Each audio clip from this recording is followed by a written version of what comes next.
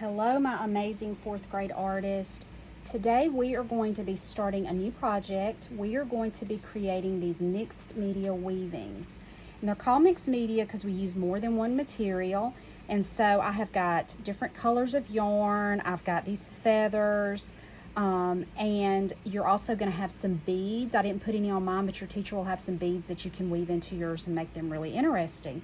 Before we start, teachers, refer back to your lesson plans and have the students watch the YouTube video, A Brief History of Weaving, so that they get an idea of our history and how important weaving is to us. It's very important because for ages and ages, we've used weaving to make our clothing, our fabric, our bedding.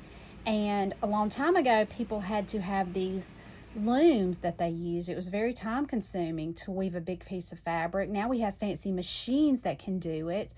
But also, besides being for clothing and those sort of functional things, weaving is also just beautiful as used as artwork. And so that's what this is. And I wanted to show you another example of a mixed media weaving.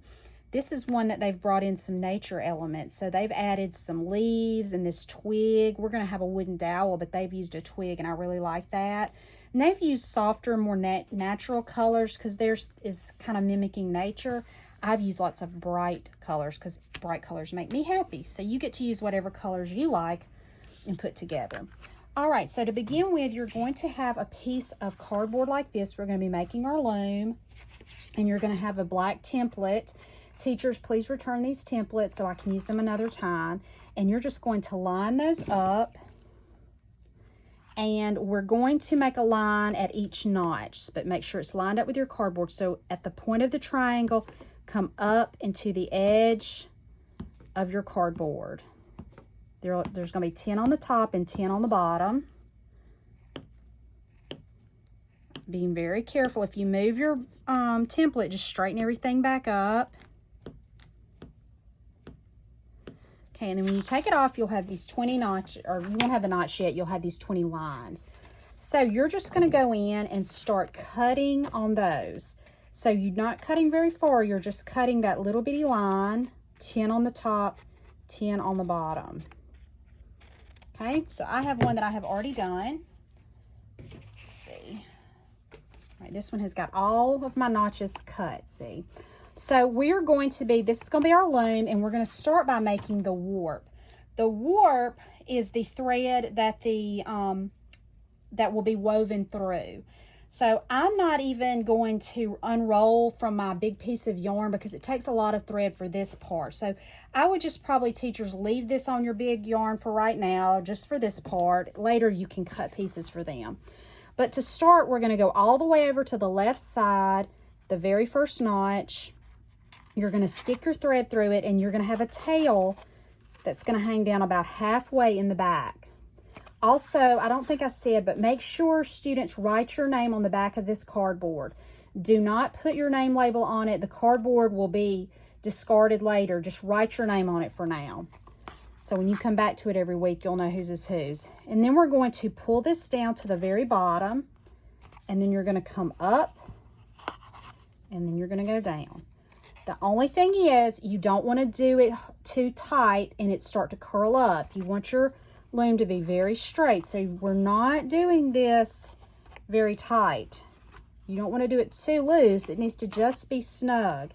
If you mess up and your cardboard is curling, it is perfectly fine to undo your yarn and start over.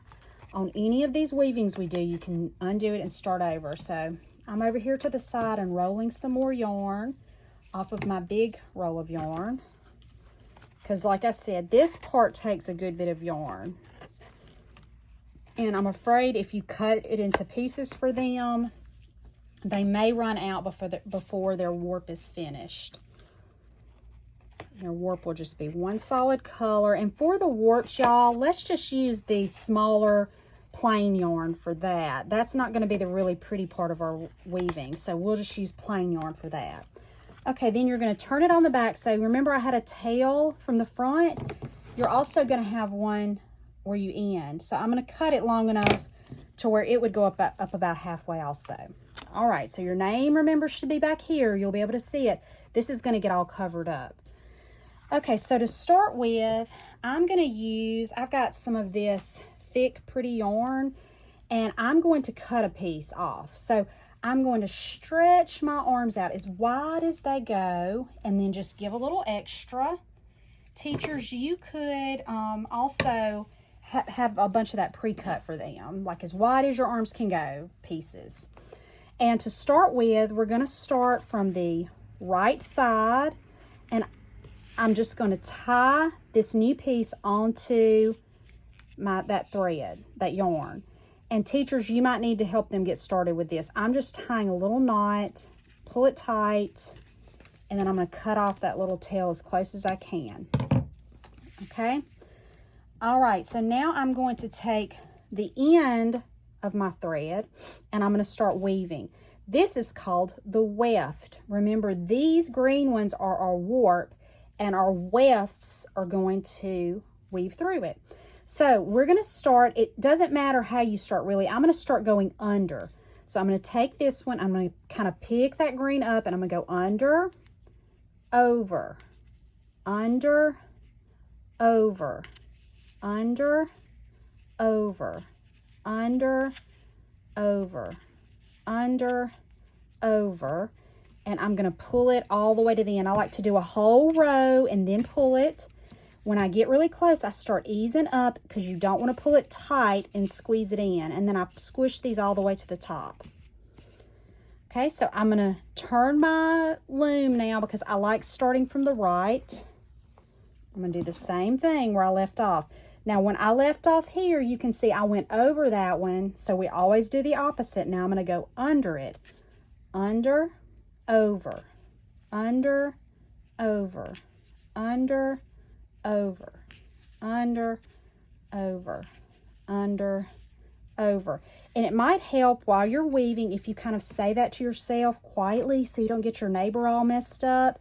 You're really going to have to concentrate, so you're going to have to not be talking because you can really get messed up if you're not paying attention. And then I just slide those down, and remember, I'm not pulling it really tight. Okay, so again, I'm going to turn it, start here. I went over that one, so what do I do? Under, over, under, over, under, over, under, over, under, over. And then I pull them, not too tight. When I get close to the end, I just do it easy, and I'm scoop those all the way up. And you kind of see how it's coming along, right? Now, if you get messed up, like I said, you can always unweave it and start again. If you want to add beads, you just add them onto your yarn. If your yarn starts to get unwoven like that, just clip it. And you could also put a little piece of tape around it. And then you can thread your beads through. When you are ready to change color, your thread might be running out, or you just want to change color, you're going to tie a piece onto there.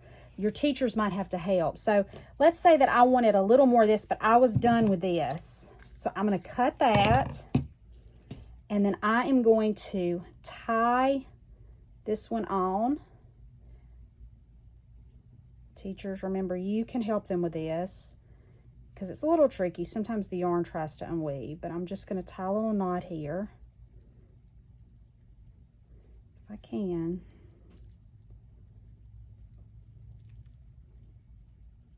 Okay. And then you would have these little tails on it. Just cut those trim them really close. And you can try to tuck all that under when you're weaving.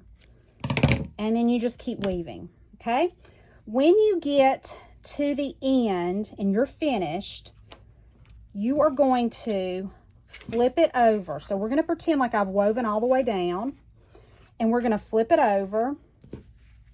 I'm going to go ahead and cut this, but it would be tied in there. When you get to the end, you'll need to tie it onto your green yarn, your warp, and then you're just going to cut. Teachers, you may need to help to make sure they're doing this right.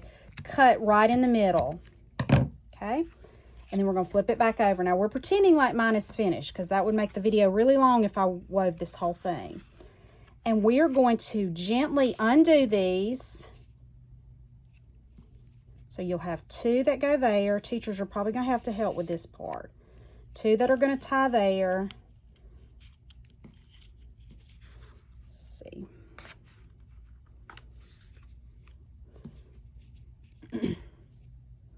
Mine's loosening up there.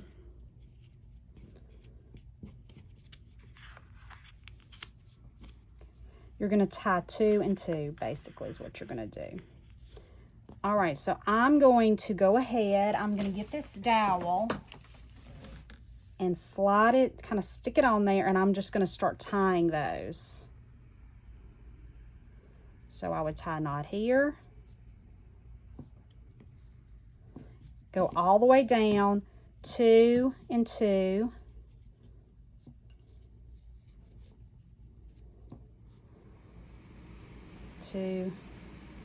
Two of these together, and it will create a little hook for your weaving. So you'll do that. Let me kind of show you my finished one. You'll do that. So you see here where I have tied all of those, and then I clipped it, and then at the bottom I also tied. I'm going to take my feathers out because I'm going to show you how to weave the feathers in a minute. But where the bottom pieces are hanging, you also tie those 2 and 2. So see how I've got 2, and then we let those hang down for a pretty tassel.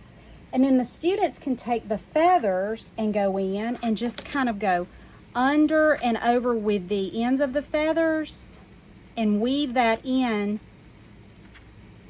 to their weaving. And it should hold if you go far enough up. Just kind of stick it in there. So see how I'm doing that? And then those can look really neat like that. Just be gentle when you're transporting these to me for Artsonia. And again, let your tails hang down. I'm going to go back and stick that in. Here's one more. Okay. And then yours might have some beads on it. But just remember, teachers, at the end, it's probably going to be helpful if you will help them. You're just tying your 2s. So you had 10, remember? So then you'll have 5 places at the top and 5 at the bottom where you tie them. And anytime that you are ending, like if you're ending, when I ended with that green thread, I tied it to my yellow thread so it would hold, because we don't want anything coming loose later. So I cannot wait to see what these look like. I hope you really enjoy them and learn a new process. And I will see you next time. Bye.